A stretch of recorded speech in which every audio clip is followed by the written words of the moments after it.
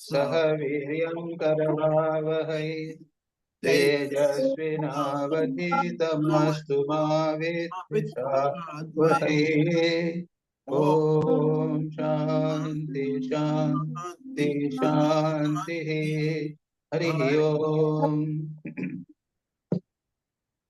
तो आज हम शुरू कर रहे हैं चतुर्थ परिच्छेद, ये जीवन मुक्ति विवेक का 4th चैप्टर, स्वरूप सिद्धि प्रयोजन प्रकरणम। इस प्रकरण का, इस चैप्टर का नाम है स्वरूप सिद्धि प्रयोजन, और इंग्लिश ट्रांसलेशन किया है purpose that the accomplishment of जीवन मुक्ति सर्व। अगर हम जरूर स्वरूप सिद्ध हो जाएं, जीवन मुक्ति अगर हमें प्राप्त हो जावे, तो उसे लाभ क्या होगा? यस। और ये बात एक अच्छी तरह समझ लेना चाहिए। जीवन मुक्ति, वो एक श्लोक शायद योग वाशिष्ठ का है, और तुरानंद जी, स्वामी तुरानंद जी रामकृष्ण मिशन के, उन्होंने एक बार जब सुना तो उनको बहुत आनंद हुआ। जीवन मुक्ति सुख प्राप्ति हेतवे देह धारण, आत्मनः नित्य मुक्तस्य न तो संसार कामया। हमारी आत्मा जो है वो वस्तुतः नित्य मुक्त है, फिर संसार में पड़ती क्यों है? जीवन मुक्ति का सुख प्राप्त करने के लिए। मुक्त तो है ही, उसको सुख भी नहीं होता, दुख भी नहीं होता आत्मा को, लेकिन जीवन मुक्ति का सुख प्राप्त करने के लिए देह धारण होता है। और देह धारण होता है, उसके बाद में एक अवस्था ऐसी आ जाती है, अब राग देश उसके ऊपर चढ़ जाते हैं, ये जीवन मुक्ति प्राप्त हो जाती है। उसका आनंद कैसा अद्भुत आनंद होगा। श्री रामकृष्ण में देखते हैं, स्वामी विवेकानंद में देखते हैं, आनंद से भरपूर है, जगत कल्याण के लिए कर रहे हैं, ये है आदर्श। तो इसको यहाँ पर आज इसमें करते बताएंगे कि उसको, इसका तत्सिद्धि, इसकी सिद्धि का क्यों हुआ, तत्सिद्धि, इसकी सिद्धि कैसे होती है, क्या होती है, इसकी चर्चा यहाँ पर थोड़ी की जाए। ठीक है जी। अच्छा। शुरू करें महाराज जी? शुरू करिए। कौन करेगा? अच्छा, आप ही करिए। मैं कर रहा हूँ महाराज जी। उसके पहले एक सवाल ये पूछ रहा हूँ मैं कि जैसे आपने अभी कहा कि स्वामी विवेकानंद ने और रामकृष्ण देव ने समाज के भले के लिए इस जीवात्मा में जन्म लिया और ये काम कर रहे हैं ताकि भला हो, इस प्रकार का भी आपने बताया। मेरा सवाल ये है कि हम जो यहाँ पे आए हैं जीवात्मा लेके, उसके अंदर समाज का भला करने के बजाय हम अपना भला करने की कोशिश करेंगे या समाज का भला करने की कोशिश? पहले अपना भला करिए, दोनों हो जाएगा। अच्छा, राइट महाराज। यानी किसी के आदमी गरीब है, वो भला करने जाएगा, पैसा तो होना चाहिए ना जेब में उसके। जी जी। तो आप क्या भला करोगे? खुद का ही भला नहीं हो पा रहा है, काम क्रोध लोभ लगा हुआ, तो आप दूसरा क्या करोगे? जी बराबर। स्वामी जी का है महाराज, be good and do good. हाँ, दोनों दोनों है। हाँ, be good and do good. पहले अपना अच्छा करो। तो ये आराम, हमारे सन्यास का जो आदर्श है वो है आत्मनो मोक्षार्थम जगत हिताय च। याद है ना? इसको याद रखना। आत्मा की मुक्ति और जगत का हित, ये दोनों होना चाहिए, तब जीवन में सफलता होती है, नहीं तो स्वार्थ पर जीवन हो जाता है। अच्छा। जीवन में फुलफिलमेंट जिसे कहते हैं ना, कि जीवन की सार्थकता तभी होगी कि जब हम आत्मा की मुक्ति के लिए प्रयत्न करेंगे और जगत के हित के लिए भी करेंगे। अच्छा। दुर्भाग्य यह है कि ना तो आत्मा की मुक्ति के लिए प्रयत्न करते हैं, भोग में पड़े रहते हैं, और जगत को सारा जगत जाए भाड़ में, हमको क्या लेना। ये नहीं है। ये हमारे जूम मीटिंग है, इसका उद्देश्य है कि कुछ आदर्श की बातें हो सके, हम जीवन को अपना बदल सके। बराबर जी। राइट, मैं शुरू कर रहा हूँ। What is this जीवन मुक्ति? What evidence is there for it? How is it accomplished? The answers to these three questions have been given in the previous chapters. Now the answer to the fourth question, what purpose is served by this accomplishment, will be given.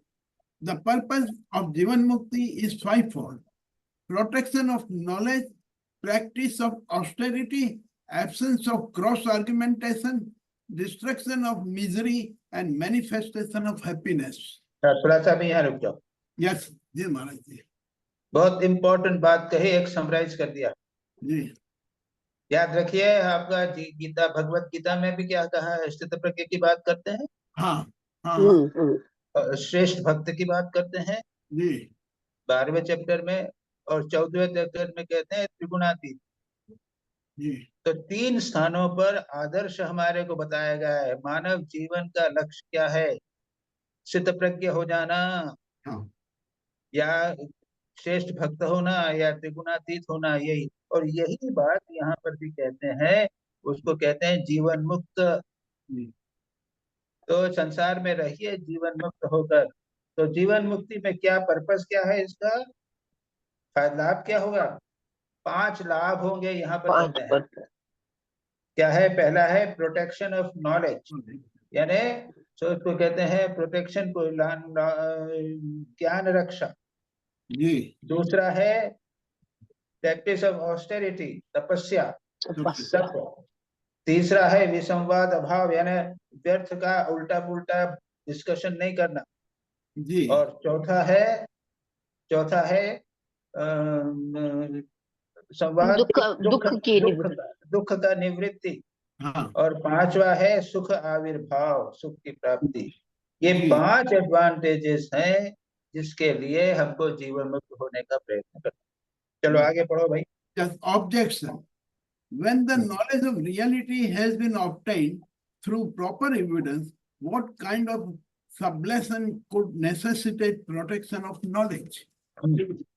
जी, ये objection है, इसका clarification दिया है।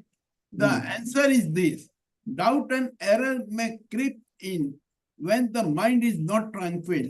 For instance, Vishwamitra gives an account of doubt in the mind of Raghava, the knower of the truth. So he attained calmness. Thus, O Raghava, nothing else is remaining that is to be known by you. O best among the wise, you have known everything yourself through the subtlety of your intellect, like Sukha, the son of great Vyas. Your intellect, having known whatever was to be known, only requires some rest. बस क्या कहा है? ये यहाँ पे कहा है कि फिर पर्पस क्या, यहाँ प्रश्न उठाया है कि जब तत्व ज्ञान हो गया जी, उसके बाद उसके प्रोटेक्शन की जरूरत क्या है? हाँ, मैंने जान लिया कि मैं आत्मा हूँ, मैं ब्रह्म हूँ, नित्य शुद्ध बुद्ध मुक्त स्वभाव हूँ। अरे इतना सब जूम मीटिंग कर करके तो इतना तो ज्ञान हो ही गया हम सबको ना। जी, अब ये ज्ञान हो गया है, उसको जब एक बार बन गया है तो उसके बाद में ये प्रोटेक्शन ऑफ नॉलेज की क्या आवश्यकता है? ये हमारा मन चंचल है। यस, मन के ट्रांक्विल न, शांत न होने के कारण उसमें शंका आएगी, उसमें बाधा आएगी, यस, उसमें गलती बात आ जाएगी, उसके लिए बात हो जाएगा। प्रमाण के होते हुए भी चित्त की संशय और विपर्य। संशय यानी डाउट होगा, या विपरीत ज्ञान होगा, नहीं नहीं मैं तो शरीर हूँ, मैं आत्मा नहीं हूँ, नित्य शुद्ध बुद्ध स्वरूप नहीं हूँ, ये सब बातें उठेंगी। इसलिए हे राघव वो बात बताते हैं कि ये बात राम में भी हो गई थी।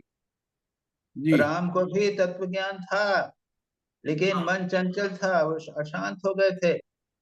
और इसलिए उनको किसने कहा? विश्वामित्र ने, उनके गुरु ने कहा कि देखो राघव, तुम्हारे में और कुछ जानने का बचा नहीं है। तुम जो हो, या तुम्हारा सूक्ष्म बुद्धि के द्वारा तुमने सब कुछ जान दिया है। जिस प्रकार से सुखदेव व्यास के पुत्र थे, बिल्कुल वो तो बिल्कुल जैसे कहते हैं ना कि वो व्यास के पुत्र थे, उसके प्रति उसी तरह की सूक्ष्म बुद्धि तुम्हारी है। इसके लिए तुमको ज्ञान करने की और आवश्यकता नहीं है, अपने स्वरूप को तुमने जान लिया। अब आगे चलो, नेक्स्ट कौन पढ़ेगा? मैं पढ़ूं? हाँ। At first, Shuka realized the truth himself, but was doubtful. He asked Vyas him the same thing, but was still doubtful about it. So he went to Janaka and again was instructed. Janak, and then was instructed by him the very same thing. Then he addressed Janak. जनक जनक जनक जनक से समझ में आता है, राम के पुत्र पिता जनक जनक Janak Ram I knew this truth myself through my own discrimination before, and this alone my father properly illustrated when I asked him, "You have also told me the same thing, O the best among the learned," and this alone is the meaning of the great sentence found in the scriptures. This execrable world is as the mind has imagined to be, and when such imagination is lost, gets destroyed. There is no worth in this same for sure. O mighty one, is this realization of mine true? Let me then the unshakable. Let tell me then. me Oh, tell me, huh? Tell me then the unshakable truth. tell me okay okay okay okay Tell me बोला है. Okay, come. अभी सुनिए Unshakable दो truth. Line और है मैं हो गया ना महाराज This दो world लाइन और है this world is an imagination of the mind. Through अरे ये your अभी सुनो advice. सुनो वेट प्लीज वेट अच्छा, वो ठीक है. जनक की बात में आ रही है ना यहाँ से जी तो यू टू स्टॉप देयर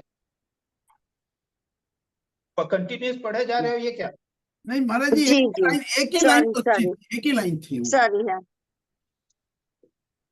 शुक हुआ चल रहा है ना पैराग्राफ खत्म हो जाएगा तो पढ़ लो पैराग्राफ खत्म करो एक ही लाइन है.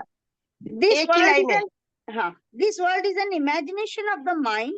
Through your advice, I shall get some rest for such a mind of mine. That's it. बस ओके तो क्या हुआ राम यानी शुक के शुक से जब राम में जब बात हुई तो विश्वामित्र ने कहा कि देखो सुखदेव को भी उसी प्रकार का था उन्होंने तत्व ज्ञान जो है अपने आप जान लिया था अपने संदेह से लेकिन फिर भी संशय से होकर पिता के पास पहुंचे और पिता ने जो उनको कहा उसके बाद में भी वो संशय से उत्पन्न होकर जनक के पास उनके बाद जब कहा गया वही बात जनक ने भी उसी को यही कहा और तब उसको सुनकर वो उसके बाद में वो शांत हुए तो उसने क्या देन ही सेड टू जनक से क्या पूछा शुक ने कहा कि मैंने पूर्व में ये विवेक अपने आप विवेक से जाना था पिता ने भी मुझे यही कहा था कि वही मैंने वाग विधान और उसी आपने मेरे को ये बात कही है जो शास्त्रों में वाक्य का अर्थ बताया गया है कौन सा वाक्य अहम ब्रह्मास्मि तत्वमसि अयमात्मा ब्रह्म ये वाक्य जो होते हैं ना महावाक्य उसमें क्या बताया गया है मैं और आत्मा ब्रह्म है यथा जो भी बताया गया है कि उससे क्या होता है उससे संसार जो है वो नष्ट हो जाता है और संसार निश्चित रूप से निस्सार प्रतीत होता है तत्की में तत् महाबाहो सत्यम भूम क्या मेरा जो विचार हुआ है मुझे ज्ञान हुआ है ये क्या ठीक है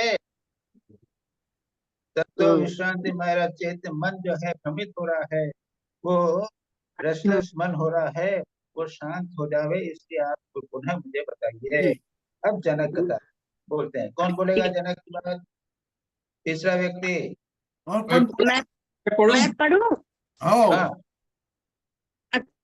कौन पढ़ेगा क्या रीतू जी पढ़ रहे हैं पढ़ लिया और कोई पढ़ेगा मैं पढ़ता हूँ फिर पढ़ो ठीक है जनक replied yes who says there is no other certification of any kind better than what you have realized for yourself and again heard from your father. There is only one undivided Purusha who is pure consciousness and none else here in this world. Man becomes bound by his own mentation and becomes free when it Meditation. subsides. O says, you have clearly known what was to be known. Non-attachment in enjoyments has bred into your great self.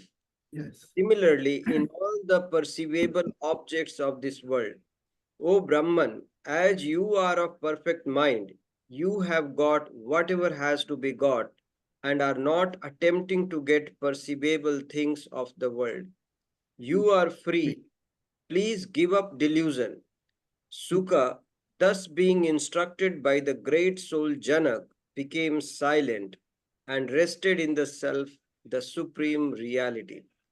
Freed from sorrow, fear, and exertion, devoid of desires, doubts resolved, Sukha went to the peak of Mount Meru, suitable for the practice of concentration. He remained there in superconscious concentration for 10,000 years and then finally merged in the self, just as a lamp gets extinguished when without oil. Right. हाँ जी. तो ये क्या कहा, वो जनक से जब पूछा, जनक ने ये सब बात कहा कि अरे तुम इससे चिंता मत करो जो तुम के बात कर रहे हो। शुक से उन्होंने कहा कि तुमने जो कुछ जाना है वो सब बिल्कुल ठीक है और गुरु ने जो बताया वो ठीक है, और अब उसका और कुछ जिसको तुमको जानने का नहीं है। संकल्प वशात, अब स्वसंकल्प वशात बद्ध व्यक्ति मानव जो है अपने संकल्पों के साथ कारणबद्ध होता है और अपने संकल्पों के शांत होने से मुक्त हो जाता है। मुनि है मुनि, तुमने स्पष्ट रूप से ज्ञात कर लिया है, जो जानने योग्य था उसको जान लिया है, और भोगेच्छा से भोग से उनकी तुमको विरक्ति हो गई है, और यह जो बाह्य जगत है उससे भी तुम्हारे को वैराग्य हो गया है। जो प्राप्त करना था वो प्राप्त कर लिया है तुमने पूर्ण रूप से, और अब जो है ब्रह्मन मुक्तस्तम भ्रांति मुत्सज्य, तुम पूर्ण रूप से मुक्त होते हो, भ्रांति छोड़ दो। और इस प्रकार कहने पर जनक के द्वारा शुक जो है वो शांत हुए और परम वस्तु अपने परमात्मा में वह स्वस्थ रूप से प्रतिष्ठित हो गए। शोक वीत, शोक भय इत्यादि इच्छा छूट गई और इच्छा रहित हो गए, संशय रहित हो गए, और मेरु शिखर पर जाकर वो वहां पर उन्होंने वर्ष सहस्रानि 1000 वर्ष तक निर्विकल्प समाधि में 10,000 वर्ष तक निर्विकल्प समाधि में बैठकर उसके बाद में वो विलीन हुए। तो ये एक हाईएस्ट आइडियल जो हमारे यहाँ पे पढ़ा गया है, अपने स्वरूप को जानना और उसके बाद में शरीर को छोड़। हाँ ठीक है दिलीप भाई। महाराज जी, यहाँ पे ये जो आखिरी सेंटेंस आपने बताया कि ऐसा सुखदेव समाधि के निमित्त समाधि के प्रतिकूल दोष रहित मेरू के शिखर चोटी पर गए, वहां निर्विकल्प समाधि में 10,000 वर्ष स्थित कर जैसे बिना तेल का दीप सामान्य अग्नि से शांत होता है, वैसे वह स्वरूप में शांत हुआ। महाराज जी, यहाँ मेरे दो सवाल ये थे कि ये एग्जैक्टली 10,000 वर्ष का मीनिंग किससे सिमिल लगाया गया है? नहीं, यानी लंबे समय तक। हाँ, लंबे समय, that is okay, that is what, right. अच्छा, और ये मेरू पर्वत को पवित्र पर्वत माना गया है? हाँ, मेरू अब कौन सा पर्वत है मालूम? ये लिखा है रही मेरू के शिखर। मेरू, गीता में लिखा है मेरू, सुमेरु बोलते हैं। सुमेरु पर्वत। अब ये भैया किस पर्वत को बोलते हैं ये नहीं। ओके, राइट महाराज जी, प्रणाम प्रणाम। चले आगे चले जी। Yes, Swami, I can read. Yes. Yes. Therefore, although in the know of truth, like Sukha and Rama, doubt arises in him who is without tranquility of mind. And doubt is like ignorance. Surely it is an obstacle to liberation, which is why the Lord has said, thus, the man who is ignorant and has no faith and is of a doubting nature goes to destruction. Neither this world nor the world beyond nor happiness is for the doubting soul. Bhagavad Gita. Disbelief, ashraddha, is an opposite notion. It will be dealt with later on. Ignorance and the ashraddha, are opposed to liberation only, but doubt is opposed to liberation as well as enjoyment, as it oscillates between two mutually opposite alternatives. When there is a tendency towards worldly enjoyments, the mind seeking emancipation comes in the way. And when there is a desire for liberation, worldly thoughts come in to hamper it. Therefore, knowing that a doubting soul has no happiness whatsoever, the seeker should by all means try to resolve doubt. With this alone in view, the Shruti says thus, all doubts are resolved. Mundaka. Yes. तो क्या कहा है? अब क्या इसलिए कहा, जो बताती ने इतनी बात कही, इसलिए कहा है कि तत्व में विश्रांति के लिए शांति तत्व में प्रतिष्ठित हुए बिना नहीं होने के कारण सुखदेव और राघव में संशय उत्पन्न हुए थे। इसलिए ये भी जो है अज्ञान की तरह मोक्ष का बंधन है। बंधक है, क्या है? डाउट। तस्मात् विश्रांति। भगवान ने क्या कहा है? अज्ञश्च अश्रद्धानश्च संशयात्मा विनश्यति। जो अज्ञानी है, और जो श्रद्धा रहित है, और जो संशय वाला है, वो विनाश को प्राप्त होता है। भगवान ने गीता में कहा, नायम लोकोस्ति परो न सुख संशयात्मनः। अगर जीवन में आपको डाउट होवे मेरे जीवन का लक्ष्य क्या है, देखिए डाउट यानी क्या, आपको मेरे जीवन का लक्ष्य क्या है ये जानना है, मेरे उसके बाद में मेरा जीवन को लक्ष्य प्राप्त का मेरा उपाय क्या है, यह जानना है। तीसरा है, मैं स्वरूप हूँ, मैं जान सकता हूँ कि नहीं जान सकता हूँ, उसके बिल्कुल निश्चय होना चाहिए कि हाँ मैं जान सकता। तो लक्ष्य का मार्ग और प्राप्त करने वाला, ये तीनों के बारे में किसी प्रकार का डाउट नहीं होना चाहिए। Yes. और नहीं तो आप आगे नहीं बढ़ सकेंगे। वेरी वेरी इंपॉर्टेंट, लक्ष्य बिल्कुल क्लियर होना चाहिए। और यहाँ बार बार इस बात को कह रहे हैं, यहाँ पे अभी जो है अज्ञान की बात है, ये सारी बात है, इसमें कहेंगे कि भाई भगवत दर्शन करना, या तो बोलो अपने स्वरूप को जानना बिल्कुल क्लियर, मैं देह नहीं हूँ, मैं नहीं हूँ, मैं मन नहीं हूँ, मैं परमात्मा हूँ, आत्म स्वरूप हूँ, और उसमें ऐसे प्रतिष्ठित हो जाना। स्वरूप जान तो लिया मैंने, लेकिन जानना क्या हुआ? मौखिक जानना हुआ, वर्बल जानने से नहीं होगा। तो उसमें पूर्ण रूप से प्रतिष्ठित होना, ये लक्ष्य है। और उपाय क्या है? और कई उपाय बताए गए, 4 योग बताए हैं। स्वामी जी ने कहा, 1 से करो, 2 से करो, अनेक से करो, सबसे करो और मुक्त हो जाओ। ये मुक्ति जो है वो जीवन का लक्ष्य। Goal is to manifest the divinity and be free. अपने आत्म स्वरूप को जानकर मुक्त होना, ये जीवन का लक्ष्य है। तो अब उसमें यहाँ पे क्या कहा? अज्ञश्च श्रद्धा श्रद्धानश्च। अज्ञा यानी क्या? अश्रद्धा यानी क्या? लक्ष्य को नहीं, वो विपरीत मानना। अरे नहीं है आत्मा, आत्मा को प्राप्त करना जैसा लक्ष्य नहीं है, ये जो है वो है विपर्य, अज्ञान है। विपर्य क्या है? विपरीत ज्ञान। विपर्य अश्रद्धा यानी लक्ष्य नहीं है, और दूसरा है विपरीत ज्ञान। अरे वो नहीं, जीवन का मजा खाना ही, खाना पीना जीवन का वो लक्ष्य है, ये विपरीत ज्ञान। और संशय, नहीं लक्ष्य भी है और संसार का भोग भी करना है, ये करें कि वो करें, ये करें कि वो करें, इसको कहते हैं संशय। सब जानते हैं भोग और मोक्ष, इन दोनों में विरोध, परस्पर विरोधी कोटि को रहते हैं। भोग की तरफ भी मन जा रहा है और मोक्ष की तरफ भी मन जा रहा है, इसको कहा संशय। जब संसार के सुख में प्रवृत्ति होती है, तब क्या है? मोक्ष मार्ग में बुद्धि आती है, वो रखती है। अरे संसार का भोग कर रहे हैं, तब लगता है अरे क्या कर रहे हैं हम, अपना समय बर्बाद कर रहे हैं, हमको तो मोक्ष में चलना चाहिए। और जब मोक्ष में प्रवृत्ति होती है तो संसार खींचता है। ये जो है, इसलिए संशयात्मा विनश्यति। इसलिए कहते हैं न भोगो न नायम लोको न परो। इस लोक का भी सुख नहीं मिला और मोक्ष का भी सुख नहीं था। इसलिए मुमुक्षु को सदा संशय का नाश करना चाहिए। इतना भिद्यते सर्व संशया मुंडकोपनिषद में कहा गया है। आगे चलो। Swamiji, can I ask a question?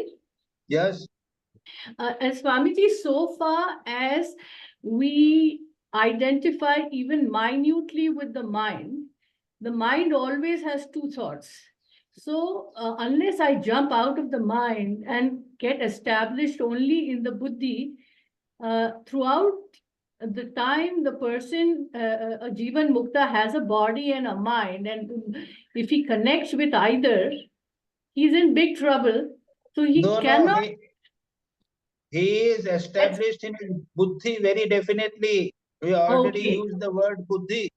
Oh, okay. बुद्धि Thank you. very very Yes. definitely बुद्धि में fully established निश्चयात्मक बुद्धि।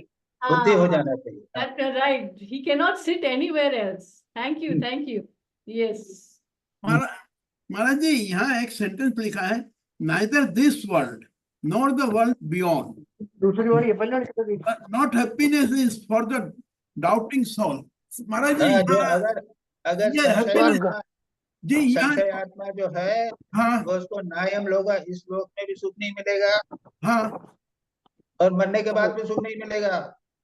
स्वर्गलोक में भी कुछ नहीं मिलेगा। नहीं, अरे एक मिनट बंद। महाराज जी बिल्कुल बात। अब मेरा सवाल ये उठ रहा था कि इस लोक में भी सुख नहीं मिलेगा, परलोक में भी नहीं मिलेगा, तो इस लोक में कौन सा सुख की यहाँ बात की जा रही भगवत गीता? हमें जाके मजे से खाना पीना खा के मजे से भोग करना चाहता हूँ। अच्छा, ये भी सुख नहीं मिलेगा, ये भी सुख नहीं, क्योंकि सुख करना, अरे रे ये तो मैं क्या कर रहा हूँ, अपना समय बर्बाद कर रहा हूँ, ये अच्छा नहीं जी। राइट जी महाराज जी। और या फिर दूसरा कि सब कुछ त्याग के मैं सन्यासी बन के ध्यान करूंगा। हाँ अरे वो तो मेरा दोस्त तो बड़ा मजा कर रहा है, भोग कर रहा है, मैं सन्यासी बन गया जी, तो वो दोनों तरफ से फंसेगा, दोनों तरफ से डाउट हो जाएगा। जी जी। हमारा संसार का सुख की दूसरा सुख है, संसार का भी सुख के में उसको डाउट हो जाएगा ना। हाँ जो संशयात्मा है उसी की बात हो रही है। जी जी। संसार के सुख से बाहर निकलने से ही तो संशय मिटेगा ना। नहीं, संसार का सुख भी जो है उसके लिए भी उसके मन में संशय उठेगा ना। हाँ नहीं जी, मुझे तो लगता है कि संसार का सुख जब तक नहीं छोड़ेगा तो साधक कैसे बनेगा वो। नहीं वो मैं यहाँ बोल रहा हूँ, अगर वो संसार का सुख चाहता है तो डाउट आएगा जी। और साधक बनने का प्रयत्न करेगा तो अरे साधक बन के क्या मालूम मिलेगा कि नहीं मिलेगा, तो वहां पे भी डाउट आ गया। जो भी कर्म करेगा वहाँ डाउट आएगा। महाराज जी एक जगह लिखा है कि डाउट के बाद हालत ये रहती है कि संसार का सुख भी 20% मिलता है और 80% दुख मिलता है डाउट में। तो यहाँ से वो मैं बोल दिया ना, हो गया, बात हो गई। चलो आगे चलो।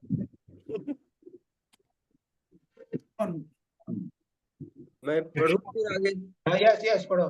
तुमने तो पढ़ लिया संजय, तुमने तो पढ़ लिया। आपने पढ़ लिया? अच्छा ठीक है। सपना मैं पढ़ती हूँ महाराज, मैं पढ़ूं? जिसने नहीं पढ़ा है वो पढ़ो ना भाई। Nidaga's case can be an example of the contrary understanding. The exceedingly compassionate Vibhu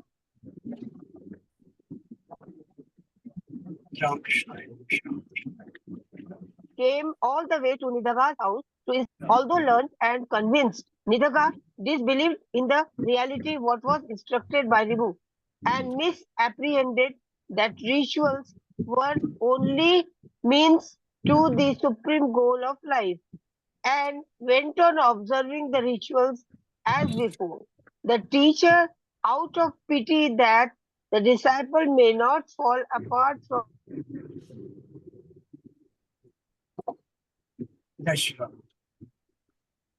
the supreme aim of living, came again. And even then, Nidaga did not give up the opposite understanding. But finally, following the third instruction, he gave up the misapprehension and attained peace of mind. Doubt and contrary notion or in the form of in the incertitude and the erroneous knowledge do come in the way of the effect of the knowledge of reality. The same has been told by Parashara, just as fire although well lit and blazed, becomes unable to consume the fuel provided if obstructed by mystic spell. और पढ़ो महाराज हाँ, थोड़ा है पूरा पढ़ो ना, 2 line और है उसका। हाँ, jewel of drug even show the fire of knowledge of reality, born although strong and bright, becomes unable to consume the sin. Consume the sin. हाँ, If if अरे वही पढ़ा तो consume ही तो बोला है consume the sin if obstructed by doubt and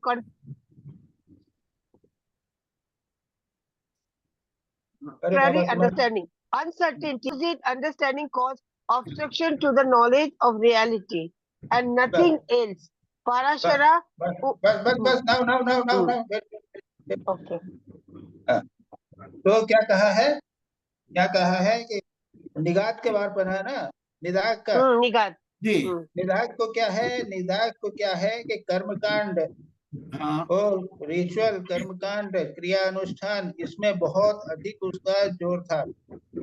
तो गुरु उसके पास में गए और उसको अच्छी तरह समझाया कि अरे इसके बदले ज्ञान में लगाओ मन को, लेकिन फिर भी वो कर्मकांड के ऊपर जो था उसमें वो लगा ही रहा और अपने मन को उसने तत्व पे नहीं लगाया। गुरु दूसरी बार गए और तीसरी बार गए, उसके बाद में अपोजिट अंडरस्टैंडिंग को उन्होंने तीसरी बार इंस्ट्रक्शन दिया, तब वो उसको छोड़कर उसको शांति मिली।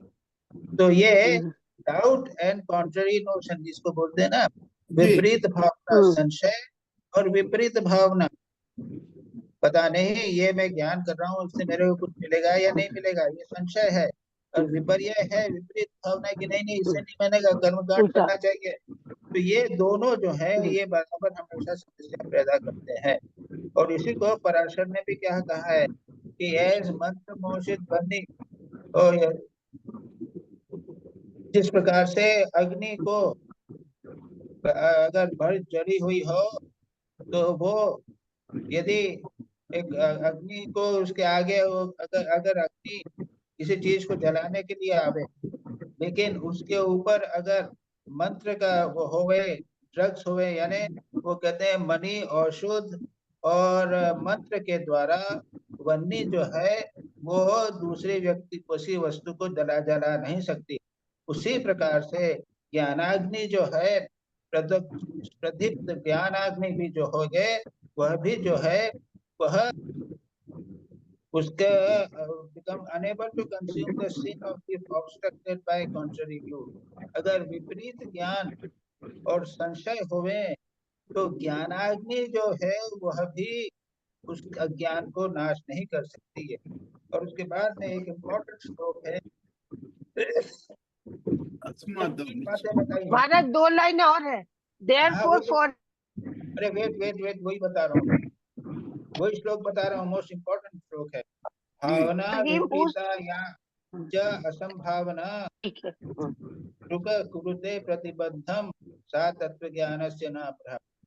विपरीत भावना और असंभावना ये दो चीजें जो है ये प्रतिबंध ज्ञान के तत्व ज्ञान में बाधा बनती है। क्या करते हैं कि विपरीत भावना, जगत सत्य है, बड़ा बढ़ना चाहिए, ज्ञान प्राप्त करना चाहिए या बड़ा पंडित बनना चाहिए, ये है विपरीत भावना। और असंभावना, अरे तत्व ज्ञान हो नहीं सकता, चाहे कुछ भी बात करो, अरे कहाँ होगा, तुम छोड़ दो बातें, ये श्लोक सूत्र करने से, ये जूम मीटिंग करने से कोई फायदा नहीं होगा, ये विपरीत भावना हुई। और ये हुआ असंभावना। और विपरीत भावना है कि नहीं दूसरे प्रकार से करना। विपरीत भावना यानी ईश्वर भगवत ईश्वर दर्शन या तत्व ज्ञान जो है ये विपरीत भाव, यानी ये नहीं, ये जीवन का लक्ष्य नहीं है, जीवन का लक्ष्य है। तो ये दो बातें जो है ये तत्व ज्ञान के बंधन होती हैं, बाधा है। ये हुआ therefore for him whose mind is not quite you have read it, let others speak। नहीं नहीं महाराज, 2 लाइन और है इसी में। अच्छा, Therefore, for him whose mind is not yet quietened, protection of knowledge against doubt and misapprehension, becoming obstacle to the effect of such knowledge, is needed. ये आपने बता दिया बस। तो ये तो हो तो गया है, इसलिए तो कहा है। हाँ, ये तो बता दिया इसलिए ज्ञान की रक्षा के लिए, डाउट को बताने के लिए, ऑपोजिट अंडरस्टैंडिंग को, डाउट और अपोजिट अंडरस्टैंडिंग को रिकॉर्ड करने के लिए, acting as obstacle to effect of knowledge in him whose mind is not, यानी मन अशांत रहेगा तो ये होगा। यानी यहाँ बता क्या रहे हैं, देखो समझते हैं, हम तत्व ज्ञान समझते हैं, ब्रह्म सत्य जगत मिथ्या, मैं देह नहीं हूँ, मैं मन नहीं हूँ, मैं शुद्ध आत्मा हूँ, और ये आत्मा ब्रह्म है, और इसको विचार कर लिया, खूब क्लासेस हो गई है, सब कुछ समझ लिया। लेकिन चित्त की विश्रांति के अभाव में, अशांत चित्त के कारण यह चीज ठहरती नहीं है। ये बात बता रहे हैं यहाँ पर। चले आगे चित्त की विश्रांति कैसे होगी महाराज? हाँ, वही तो उसके बाद में है ना, वो देखो, मनोनाश और वासना क्षय 2 चैप्टर बना दिए हैं। पूछ रहे हो तुम? हाँ, 2 चैप्टर हो चुके। ठीक, ओके। मनोनाश का हाँ, मनोनाश और वासना क्षय। तब फिर उसकी साधना करनी पड़ेगी, और तब आप शांत होगी, शांत होगा, और वो तत्व ज्ञान जो है वो प्रतिष्ठित होगा। लेकिन सारा जीवन खूब पढ़ाई करते हैं, खूब ज्ञान करती बातें करते हैं, लेकिन जैसे हैं वैसे के वैसे रहते हैं, क्योंकि मन अशांत है। Swami ji, is it ever possible for the mind to become totally established in the buddhi in this life? संशय, ये संशय आ रहा है। It may not be for everyone, but it is possible. जीवन मुक्त, it is definitely possible. अच्छा, thank you. For him whose mind,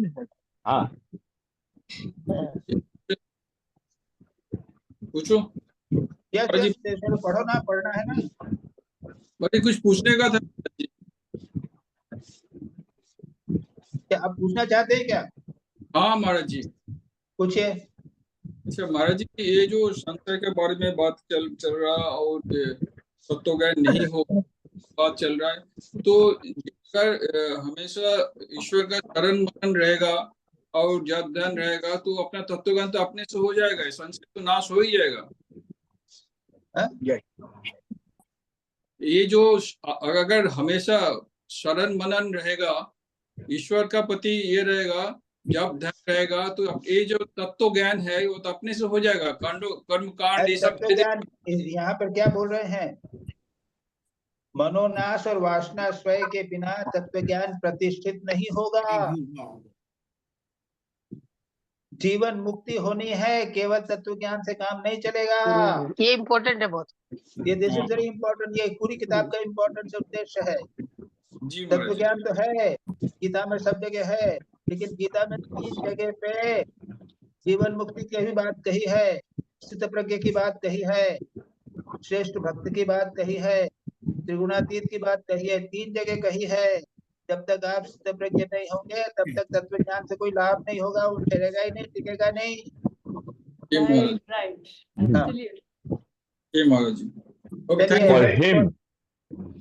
For him, Kundu पढ़ो ना। yes, madam. For him whose mind has attained a state of tranquility, when the world itself is dissolved as a result of the dissolution of the mind, then where is the question of doubt or misapprehension? Even in the case of the knower of Brahman, from whom the apparent world has disappeared, activities of the body are maintained involuntarily by the vital air inspired by the Supreme Lord.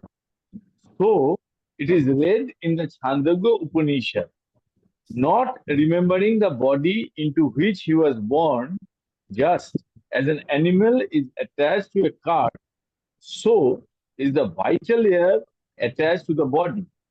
The knower of Brahman remains without remembering his own body, that is, near other people. Only the people around him see the body of the knower of truth. He, being mindless, does not remember as this is my body. Draught animal means a trained horse, bullock, and the like, fit to be harnessed to draw chariot, cart, etc. As the bull, driven along by the driver, reaches the next destination without the need to be directed repeatedly by the driver, so the vital air established in this body by the Supreme Lord maintains the activities of the body irrespective of efforts of the individual. तो अब क्या कहा है, जो व्यक्ति उपस्थित हो गया है ना, एस्टेब्लिश हो गया है अपने स्वरूप में, न उपजन्म स्मरण, वो अपने शरीर का याद नहीं रखता जिसमें उसका जन्म हुआ है। और जिस प्रकार से एक बैल है वो गाड़ी को खींच रहा है तो वो अनजाने ही चलता रहता है, उसी प्रकार से उसका शरीर जो है वो वाइटल फोर्सेस यानी प्राण इत्यादि के द्वारा उसका चलता रहता है, लेकिन उसको शरीर का बिल्कुल ध्यान नहीं रहता, लोगों के साथ रहता है। उपजनम समीपे वर्तमानम इदम शरीरम न स्मरण, अपने लोगों के सामने जाता है, करता है, घूमता है, लेकिन शरीर क्या उसको ध्यान नहीं रहता। और श्री रामकृष्ण जो है उनको शरीर का ध्यान रहता था कि यार कपड़े गिर जाता था, पता ही नहीं रहता था, शरीर का ही पता नहीं था, तो कपड़े की क्या पता होगा। तो यहाँ कहा है जो उसमें आत्मा में जो प्रतिष्ठित हो गए हैं, जो जीवन मुक्त है, वो उनको शरीर का कोई ध्यान नहीं रहता, यही बात कही गई। और चलिए Swamiji, one question here. Swamiji, it's relatively more easy to detach from the body, but can you tell us practically from experience, how does one train oneself to become more, to sit in the buddhi rather than to sit in the mind? No, it is not possible right now here. Okay, thank you. It is diversion. Okay, thank you. Okay, Maharaj ji, मैं पढ़ता हूँ महाराज जी। Yes. Bhagavata also has it thus, just as drunken man would not be caring for the clothes, so the accomplished man, Jivan Mukta, does not see his body, whether by chance it remains at one place or is moving about, or whether by chance he is still embodied, or whether the body is cast off. Bhagavata and Vasishta too has said thus. When the attention of Jivan Muktas is towards the worldly activities by the people here, they perform their duties set by tradition, just like Sonam Buddhist. Somnambulist. Somnambulism. Themselves Somnambulism जो रात सोते सोते चल रहे हैं, somnambulist. जी बोलते हैं महाराज जी, sorry, रात को चलते रहते हैं, जो अपने रात नींद में को चलते हैं, जो नींद में चलते हैं, जो लोग somnambulist चलते रहते हैं, like somnambulists, and themselves remain unaffected. unaffected. वही बात जो बातें ऊपर कही है उसी को बात कहा है, वो अपने आत्म स्वरूप में प्रतिष्ठित हो जाते हैं। सेम बता रहे, लोग देखते हैं कि मेरे पार्श्वस्थ बोधिता संत, पार्श्व में लोग जो हैं उनके बताने पर पता चलता है कि वो क्या कर रहे हैं। आचरणती, अपने आप को लोग करते हैं ऐसा करो करते थे, अपने भीतर से कुछ उनका भाव नहीं रहता। जी अब प्रश्न है, थोड़ा सा पढ़ो, आगे चलो। पढ़े, मैं पढ़ूं। Objection: the accomplished one does not see, and he performs the conventional duty. two are mutually contradicting statements. Mike ठीक करो, your mike is not good कर रहा है। अभी ठीक है महाराज जी? Little better. Objection. The accomplished one ओहो हे भगवान, पर हो रहा है, माइक आवाज कर रहा है। मेरा माइक आवाज नहीं कर रहा होगा, जो ये किसी का, संजय जी? ना ना अभी ठीक है सब। व्हेन यू सब इन फ्रंट, सामने लेके बैठो ना, put it here in front of you. नहीं, सामने लेके बैठा हूँ महाराज जी, कोई आवाज नहीं है अभी। ठीक है। The objection: the accomplished one does not see, and he performs the conventional duties. These two are mutually contradicting statements. Is that not so? ये objection था। Clarification में और कोई पढ़े क्या? मैं पढ़ूं? पढ़ लो, कंटिन्यू करो। Clarification: no, this can be solved according to the degrees of tranquility. Having this in view, the Shruti says, one who sports with, delights in, and walks through the self is the foremost among the knowers of Brahman. Mundaka Upanishad. क्या कहते हैं?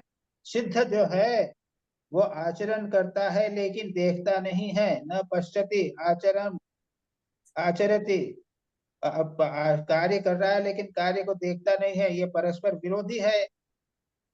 तो उसके कहने कि विश्राम की तारतम्यता है, उसका डिग्री, उसका with the degree in the view Shruti से वो अपने में प्रतिष्ठा के ऊपर निर्भर करता है। इसलिए कहते हैं वो आत्म क्रीड़ा आत्मरति क्रियावान एवं ब्रह्मविदाम वरिष्ठः। वो आत्मा में आनंद करता है, आत्मा में रमण करता है, क्रिया इतना करते हुए भी क्रियावान है, कार्य भी करता है। ये ब्रह्मविद वरिष्ठ, ब्रह्म ज्ञानियों में जो श्रेष्ठ है वो इस प्रकार करता है। तो ये दोनों संभव है, ब्रह्म ज्ञान में प्रतिष्ठित होना, संसार से पूर्ण रूप से विरक्त हो जाना और भी कर्म करना, ये दोनों संभव है। ये बात कह रहे हैं महाराज जी। एक चीज हम लोग देखे हैं, जो ब्रह्मज्ञानी हो जाते हैं उसको बहुत सारे सेवक मिल जाते हैं। सेवक मतलब उसका अपना काम तो करना पड़ता है, लेकिन ढेर सारे उसको सर्विस में अपने से लोग आ जाते हैं। जगदम्बा अपने इसमें तो कोई लिखा नहीं है यहाँ पे कि उसके बहुत सारे लोग आ जाते हैं। वो बाद में बता रहे, बाद में बोलेंगे वो। अच्छा चलो आगे चलो। हो गया now you are done. Next चलो, नेक्स्ट कौन है? नेक्स्ट कौन करेगा, पढ़ेगा? महाराज वो पूरा नहीं हुआ है। कहाँ पूरा नहीं हुआ है? ये आधा में पूरा नहीं हुआ है, थोड़ा बाकी है। चत्वारो प्रतीयन्ते। हाँ, अच्छा। It appears that 4 varieties of knowers of Brahman are indicated here. Vidvara, Brahmavid, Variyan, and Brahma Varishtha.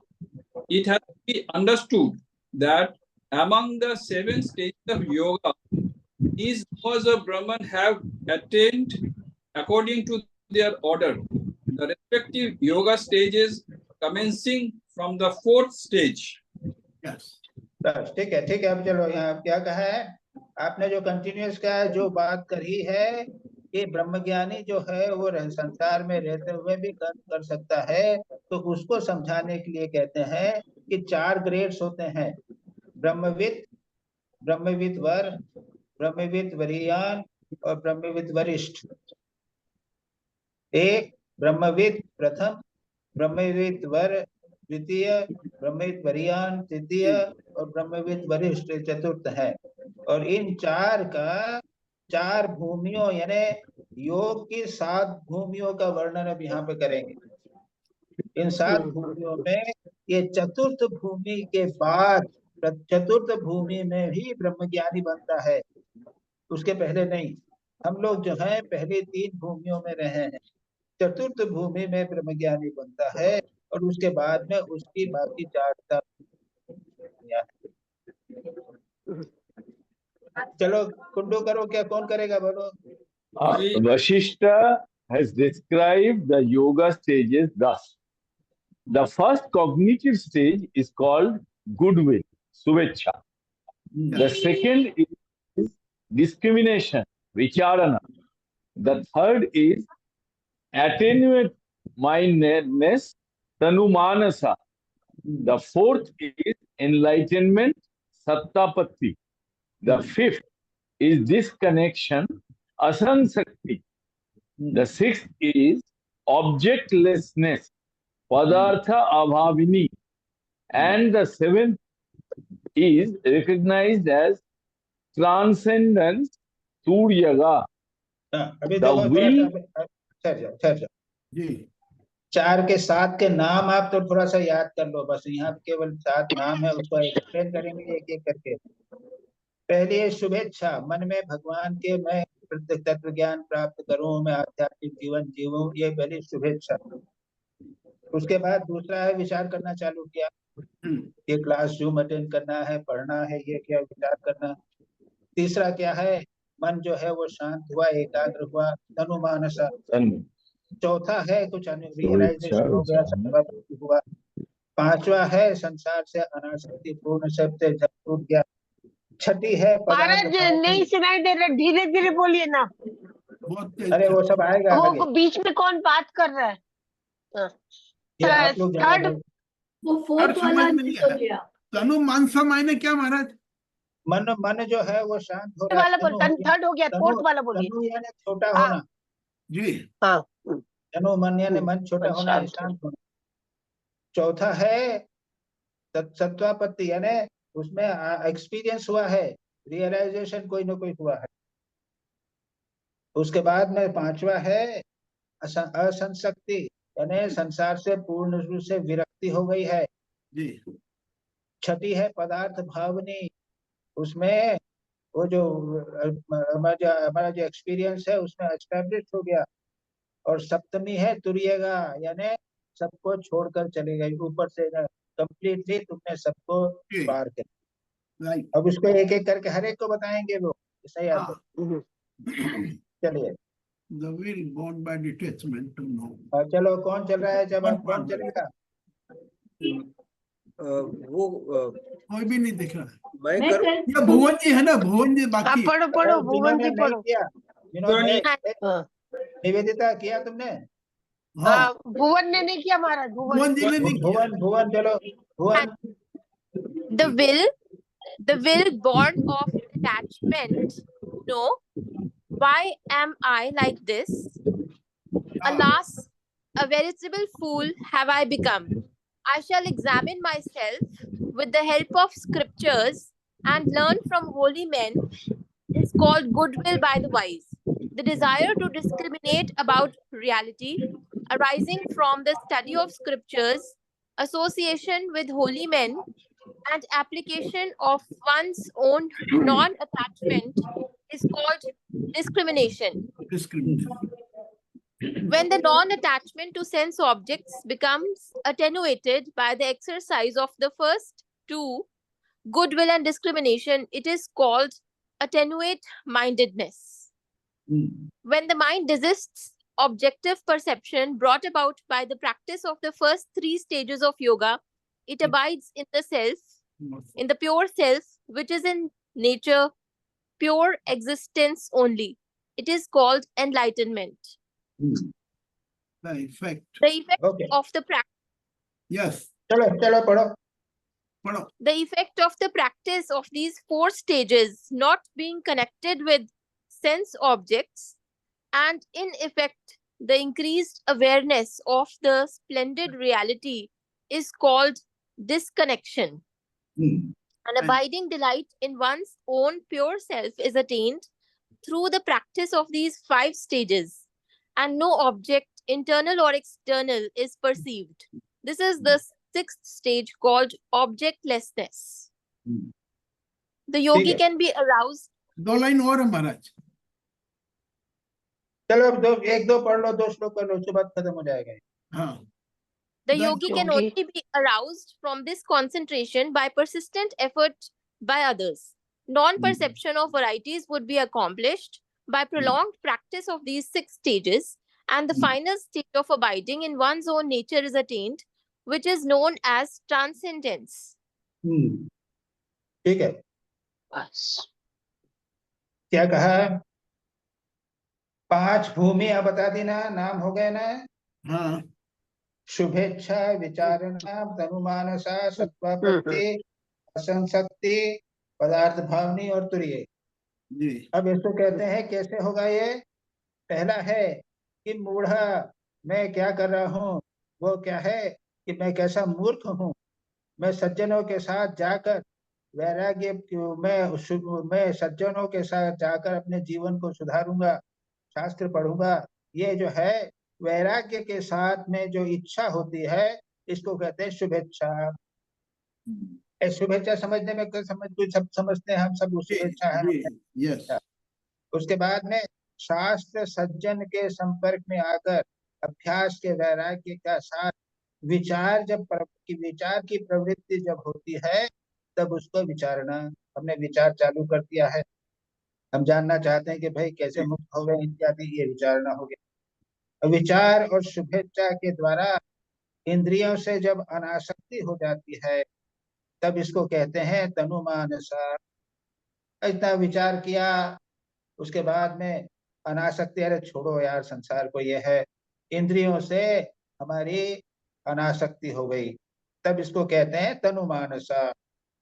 यानी मन जो है वो तनु हो गया, स्मॉल हो गया, संसार का इतना झमेला नहीं सोच रहे हैं, केवल भगवत चिंतन करने का प्रयत्न कर रहे हैं। और तीनों अवस्थाओं का विचार, शुभेच्छा, तनुमानसा, इन तीन का अभ्यास से चित्त में जब वैराग्य हो जाता है, संसार की वस्तुओं से वैराग्य हो जाता है, और वो क्या है, सत्वात्मनि स्थिति ही स्यात्। उसके बाद में वह आत्मा में, अपने सत्व आत्मा में जो शुद्ध प्रतिष्ठा हो जाती है, उसको सत्वापत्ति कहते हैं।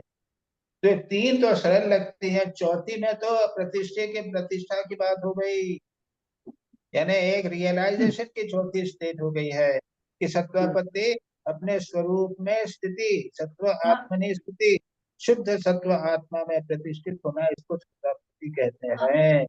अब इन 5 के अभ्यास 10 4 क्या अभ्यास से क्या होता है? असंसर्गति, असंसर्गता क्या है, वो होती है वो सत्वापत्ति। उसके बाद असंशक्ति, अनासक्ति हो गई, यानी संसार के विचारों से 4 का करने से उसका परिणाम होता है कि वो उसको कहते हैं रूढ़ चमत्कारा, इंक्रीज अवेयरनेस, स्प्लेंडेड रियलिटी। जो आत्म तत्व का साक्षात्कार हुआ है वो स्पष्ट दिखाई देते लग जाता है, उसको असंशक्ति कहते हैं, यानी डिस्कनेक्शन, संसार से पूरी तरह मन हट गया है। उसके बाद में इन 5 भूमियों के अभ्यास से आत्माराम में, अपने आत्मा में, स्वरूप में, अभ्यांतराणाम बाह्यानाम पदार्थानाम, बाह्य जगत के पदार्थ नहीं दिख रहे, पूर्ण रूप से डूबा है आत्मा में, और बाहर के पदार्थ नहीं दिख रहे हैं, अपने आत्मा में केवल आत्मा ही पदार्थ में विलीन है, और अंतर के जो है मन विचार भी जो उनमें विचार नहीं जा रहा है, ऐसा व्यक्ति पूर्ण रूप से प्रतिष्ठित हो गया। प्रयुक्तेन चिरम प्रयत्न अवबोधनम पदार्थ भावनी नाम षष्ठी। वो उसके बाद क्या है कि वो दूसरों के लाए बाराही चलाता है। This condition is objectless. क्या कहते हैं कि वो अंदर बाहर का कोई विषय को देख नहीं पाता, कि वो अब लोगों के द्वारा ही उठाया जाता है, चलाया जाता है। ओनली परसिस्टेंट एफर्ट्स दूसरों के द्वारा ही चला सकते हैं, वो कुछ नहीं कर सकते। यह है षष्ठी भूमि। और सप्तमी भूमि में तो तुरीयगा, ट्रांसेंडेंस, पूरी तरह विलीन हो जाता है। उसके बाद में तो उसका कोई अवस्था उसकी जो है, उसकी वो सत्ता ही मात्र नहीं रहती, पूर्ण रूप से विलीन हो गया, उसके बाद में वापस वो अपने वापस स्तर पर नहीं होता। तो इसमें आगे ये कहते हैं कि जो 3 भूमियां हैं, ये पहली 3 भूमियां ब्रह्म विद्या के साधन है। कौन सी? शुभेच्छा, विचारणा और जी। ये भूमियां विद्या के साधन है। और विद्या कोटि भूमि त्रितय के भेद सत्य बुद्धे निवर्तित अतएव तत्व जागृत। वो कुछ करेगा, वो कोई बात नहीं है, बताया गया। ये तीन भूमियां मानो जागृत अवस्था जैसी है कि हम सब कुछ देख रहे हैं। चौथी भूमि जो है स्वप्नावस्था है। हाँ महाराज जी, यहाँ पे तमस रजत और सच से जोड़ा जा सकता है क्या? इसको इन्होंने जोड़ा नहीं जोड़ा हाँ, जाए। 3 बताई है सूर्य के लिए और यहाँ 6 बताई है। तम रज और सत्य के साथ सत। इन्होंने जोड़ा नहीं है और जोड़ा नहीं जा सकता। मरना जोड़ना ही ठीक नहीं, यानी सूर्य की स्थिति आने में 3 स्थिति पार करना पड़ती है, तमस रजत और सत। और यहाँ पे बताया 6 स्थिति पार करना नहीं। दोनों भिन्न भिन्न लेवल, भिन्न। Okay, Maharaj ji, right. Swamiji, one doubt. Swamiji, one question. Yes. Swamiji, about the 4th stage, enlightenment, that is Sattva Patti. Huh? I want to understand, Swamiji, that a Jivan Mukta, huh? They say that you are detached from every sense enjoyment. That means at the internal level, does it mean that that person is only sthit in the Atma? So pleasure and pain are as if far away from that person. He or she is not perceiving, or it's like very far away from the individual happiness or sorrow. But he's at a different level. That means when he's eating, when he's doing anything, he's very far away from that sensory experience. It appears as if he's normal, but he's very far away. You are talking continuously, but what is your question is not clear. I want to know that. You see, his mind is entirely different. He is doing the works automatically by his body. A part of the mind is doing his activities, but his mind is completely detached. Okay. Okay. Thank you very much. महाराज जी, मेरा एक छोटा सा सवाल था महाराज जी। महाराज जी पूछूं? पूछो। महाराज जी, ठाकुर का जीवन में हम तो ये सब स्टेट देखते हैं, लेकिन माँ जीवन में अगर देखा जाए तो माँ इस सब स्टेट क्रॉस करने का बाद भी संसार टोटली अच्छे से, राधु को लेके, इसको लेके, पगला इसको लेके, सबको लेके संसार कितना सुंदर किया है। तो एक सबके लिए तो लागू नहीं होगा। अलग अलग ग्रेड्स पे, यानी वो ऐसा है कि माँ में एक चीज थी, दूसरी कम थी, ऐसा हो सकता है, एनालिसिस कर सकते हैं। ऐसा नहीं कि माँ को 7वीं स्थिति प्राप्त नहीं हुई थी, ऐसी बात नहीं है। माँ पार कर गई थी सब, लेकिन वो 4th 5वीं स्थिति में ज्यादा रही हैं। Right. ठाकुर के लिए तो संसार करना एकदम असंभव था। मैंने इतना मैंने बोल दिया ना, माँ जो है वो प्राप्त की थी, लेकिन वो 4th 5वीं स्थिति में रहती थी। Right. अच्छा, अब चलो आगे चलो जी। क्वेश्चन है, ये 7 जो स्टेजेस आपने बताई हैं, ये 7 चक्र से तो रिलेटेड है कि नहीं? नहीं। 7 चक्र से भी नहीं है और सत्व रज और तम गुणों से भी संबंधित है। मैं पढ़ूं? और सब हो गया, कोई नहीं है बढ़ने वाला। मैं पढ़ूं? तो सुबीर मजूमदार, बाकी कहाँ है? सुबीर है ना? सुबीर मजूमदार। सुबीर मजूमदार एब्सेंट है। अच्छा, पीयूष जी। सपना नहीं है, पढ़ा। सपना और पीयूष जी। मालिनी जी ने नहीं, बहुत सारे लोग नहीं है। मालिनी जी ने नहीं पढ़ा। मैं पढ़ा। हाँ, सपना जी, she's on. She's on. Read. Out of these, describe the first 3 are the means to the knowledge of Brahman, since the cognition of duality and variety would still be present. Therefore, they are not included in knowledge of Brahman proper. That is why they are described as waking states. Thus, O Rama, it is certain that these three stages are waking states, for the world shows itself through the cognition of variety only in the waking state. And then comes, as the result of these three stages, the direct and undifferentiated awareness of the oneness of Supreme Self and individual self, Brahman and Atman, through the hearing and reflection of Vedantic texts, which is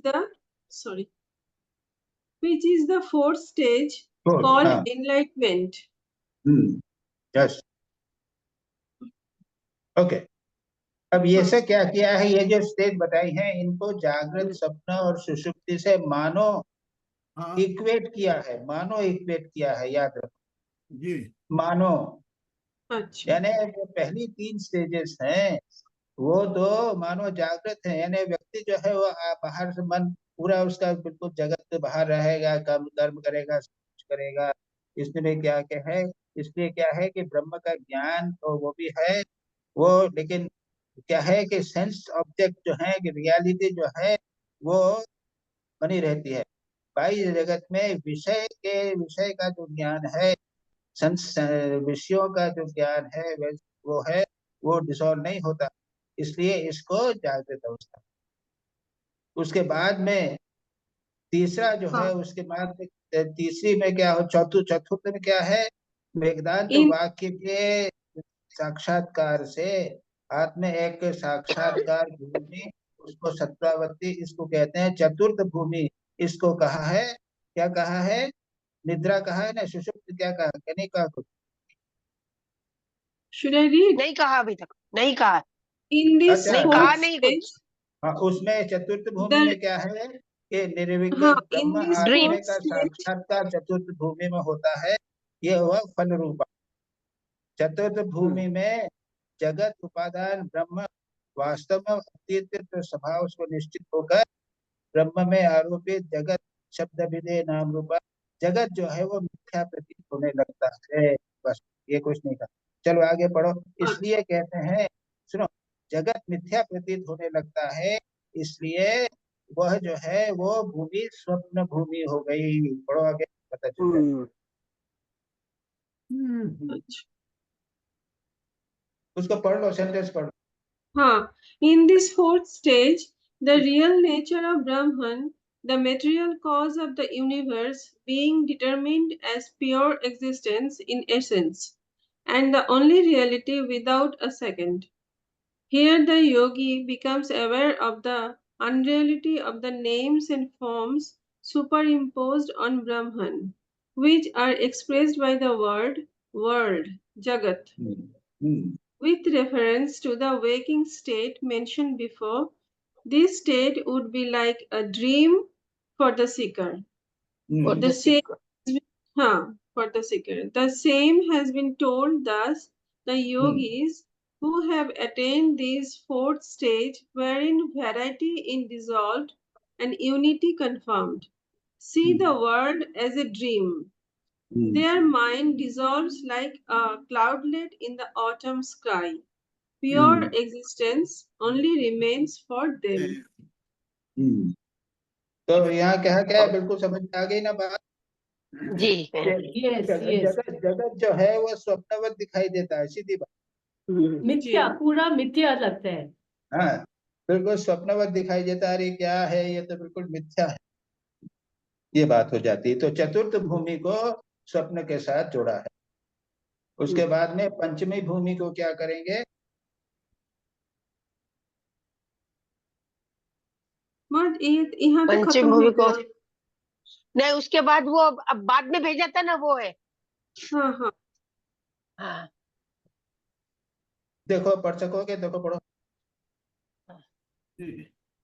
कौन सा बाद में भेजा है ये? This बाद में भेजा है। This yogi has attained to the fourth stage is called the knower of the Brahman. Yes. Right? This yogi has attained to the fourth stage is called the knower of the Brahman. The three stages starting from the fifth are subdivisions of Jivan Mukti. These arises as per the degrees of tranquility achieved by the practice of superconscious concentration. The yogi in the fifth stage rises by himself from the superconscious concentration, and he is called the superior knower of Brahman. In the sixth stage, he rises only when others nearby arouse him, and it is known as very superior knower of Brahman. These two stages are named as deep sleep and very deep sleep respectively. The same is told thus. When the fifth stage, yes. तो क्या कहा है, ये 4 level बना है, ब्रह्मविद, ब्रह्मविद वर, हाँ, ब्रह्मविद वरियान और ब्रह्मविद वरिष्ठ। तो क्या कहा है कि जो क्या है कि वो पंचमी चौथी भूमि में जो है वो ब्रह्मविद ब्रह्म ज्ञानी हो गया बस। हाँ। पंचमी भूमि में आने पर क्या हो गया कि वो जीवन मुक्त, वो उसके पंचमी भूमि में निर्विकल्प समाधि के अभ्यास से विश्रांति प्राप्त करके पंचमी भूमि में निर्विकल्प समाधि से वो पुनः उठ जाता है जी, उठ सकता है, उसको ब्रह्मविद वरीय कहते हैं, वर कहते हैं जी। लेकिन जो छठी भूमि में चला गया वो दूसरे लोग उनको उठाते हैं, यस, हाथ से अरे अरे उठो उठो समाधि से उठो, तो उसको कहते हैं ब्रह्मविद वरियान। और उसके बाद में वो मानो गाढ़ सुषुप्ति जैसा, वो चौथी भूमि जो सपने जैसा था, पांचवी भूमि सुषुप्ति जैसा, छठी भूमि यानी एज इफ डीप स्लीप, उसको यही एक्सप्लेन किया। तो उसके बाद में जो सातवीं भूमि आएगी वो जो है वो तुरीय अवस्था आ जाएगी। अच्छा, अब पंचमी भूमि मामेत्य सुषुप्ति बदनामिका शांता शेष विषय शांत अद्वैत मात्र के। पढ़ो अब, पढ़ो कौन चल रहा है?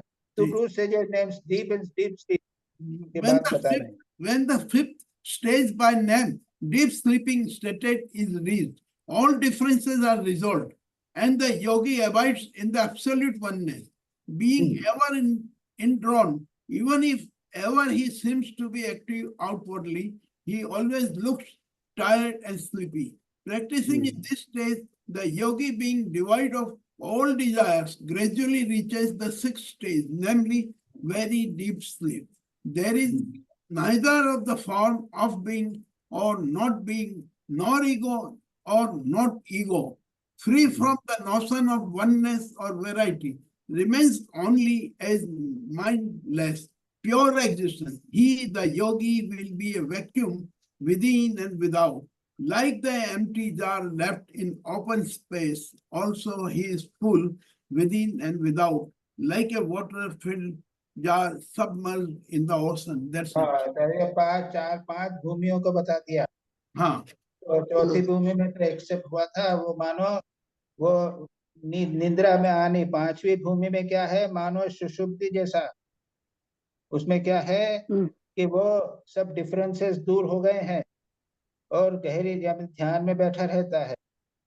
छठी भूमि में क्या है, वो बहिर्वृत्तियां नष्ट हो जाती हैं और निद्रा की तरह पड़ा रहता है।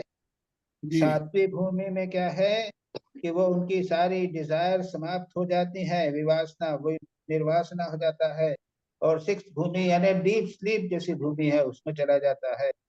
और उसके बाद में ना असत रूपो ना हम अहंकृति, न अहंकार रहता है उसको, न बीइंग रहता है, ईगो नहीं रहता, अहंकार नहीं रहता है, न अहंकार रहता है।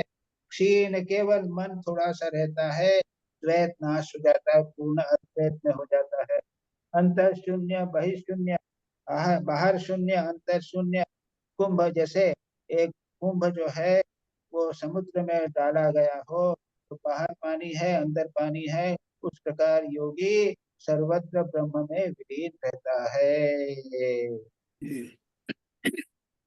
हो गया महाराज जी, एक हिंदी के अंदर 2 लाइन लिखी, वो आपको समझा दे प्लीज। केवल मनन रहित ऐसा वो पुरुष द्वैत और अद्वैत से अलग हो जाता है। कई एक द्वैत की इच्छा करते बहुत से अद्वैत की इच्छा करते हैं, परंतु सर्वत्र सम ब्रह्म जो द्वैत और अद्वैत दोनों से रहित है उसको नहीं जानते। इसका ये मीनिंग कमेंट किया होगा, उसमें नहीं है। हाँ, ये इसने कमेंट किया है, कमेंट किया है, समझ जाओ। ओके ओके महाराज जी, चलिए। मैं पढ़ता हूँ महाराज। हाँ हो गया, समाप्त हो गया जी, हो ये गया। आगे है अभी नहीं, ये 308 पे भी है आगे। हाँ है, अभी है महाराज जी, है। द सबके माइंड, पास दिया, सबके पास दिया हुआ है हाँ है महाराज जी सबके पास है। जी। the कितना है? mind that has reached the state of intense superconsciousness concentration and thereby reduced to just an impression is incapable of either imagining imaginary things within itself or perceiving external real objects. So the statement about the very superior known of Brahman, that it is empty within and without, like an empty jar in open space, suits well. The mind of such a yogi, being immersed in Brahma, which is omnipresent, omniscient, existence, knowledge, bliss absolute, and by seeing him everywhere around, is full within and without, like a jar full of water immersed in the ocean. This statement also suits well. No arousal at all from the state of superconscious concentration is possible with regard to the yogi who has attained the seventh stage named transcendence, either by him or by others. The Bhagavata statement, the mortal frame, whether it is sitting or standing, the yogi does not see at all. Applying to such a yogi, all the yoga treatises that imprint superconscious concentration do culminate in this. In the Bhagavata statement quoted above, such a yogi is called as the foremost among the knowers of Brahma. This being so, there is no contradiction between the statements aroused by others and the accomplished one does not see in the same reference, as there refers to different, that is, the sixth and the seventh stages respectively. The summary, पूरा पढ़ दूं महाराज आखिरी तक? वो वैसा है कि वो तब तुरीय अवस्था का वर्णन है, उसके बाद में जो अर्जुन बोलेगा तो पढ़ डालो, उसके बाद यहाँ समाप्त कर देंगे। हाँ जी। The summary of all this is, when Jivan Mukti is attained, consisting of 3 stages, commencing with the 5th, no duality is perceived by the yogi. Hence, the knowledge of reality that has arisen is well protected without the botheration of doubt or false knowledge. This protection of knowledge of Brahma is the first purpose of attaining Jivan Mukti. Austerity is the second purpose. The stages of yoga are considered austerity as they cause attainment of godhood, etc. This ability of causing godhood, etc., becomes evident from the conversation between Arjuna and the Lord, as well as between the Rama and Vashishta. That we will do later.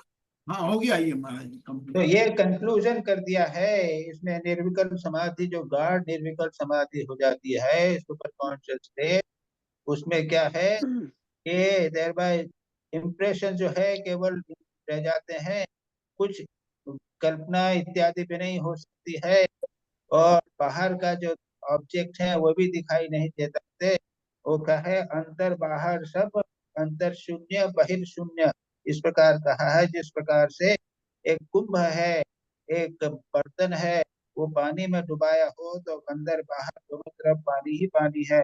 इसी प्रकार स्वयं प्रकाश चिदानंद एक रस ब्रह्म, चैतन्य एक रस ब्रह्म में निमग्न रहता है। बाहर भी वही समुद्र है, अंदर भी समुद्र है। इस प्रकार की ये हुई सप्तमी भूमि। उसको क्या है कि वो पुनः खुद नहीं उठ सकता है सप्तमी भूमि में से, निर्विकल्प समाधि में से, और दूसरे लोग भी उसको नहीं उठा सकते हैं। ये रेयर चीज है, उसके बाद नहीं निकल सकता वो, इसलिए। उसके बाद में देह विनश्वरम अवस्थितम उच्चितम व, भागवत में भगवान ने कहा है कि देह जो है वो नष्ट होवे या उत्पन्न होवे, उसको कोई फर्क नहीं पड़ता। तो असंप्रज्ञात समाधि में पहुंचकर उसके बाद उसमें वह परिवर्तित रहता है। योयम ईदृशो योगी, पूर्वोक्त यह हुआ ब्रह्मविद वरिष्ठ श्रेष्ठ जो है वो कभी उठता नहीं है। वो पार्श्व लोग उसको उठाते हैं, ये तो पहले वाली भूमियों में होता है, उसमें नहीं होती।